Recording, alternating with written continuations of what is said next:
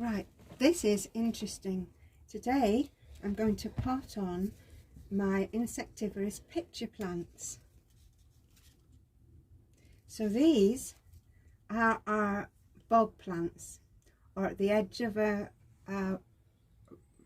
pond, but they tend to be in wet environments.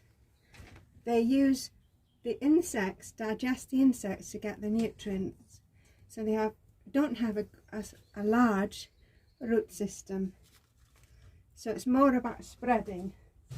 So today I'm going to put them on into these small bulb pots because I found them to be very useful.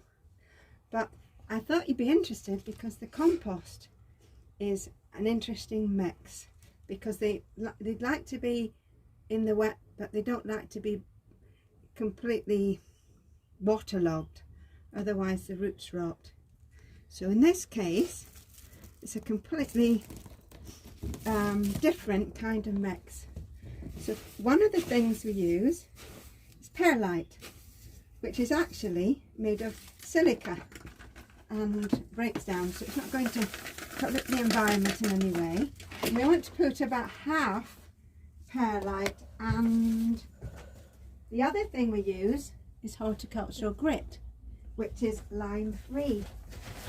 So just going to put that in, a big load of that in. Right, so I'm mixing it up well, and you see, mixing it up well. And the next thing I'm going to do, this is interesting, is put some peat-based compost, because they like to be in something like a magnum peat bog. So on this occasion, use peat, a base. But I only use a bit, and I have some moss left over from last year, this sphagnum moss. Mix that in because they like that.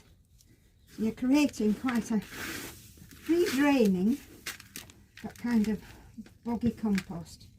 I'm not putting nutrients in, because if they have too many nutrients they don't do well. So they like to get their nutrients from the insects that live outside in the environment. So that's a good free draining, damp, and the moss has been outside so it's wet, so that goes in there. Mix that all up together, and going to have a good, unusual, you would say, compost for pitcher plants. It's about half compost, half perlite and horticultural grit.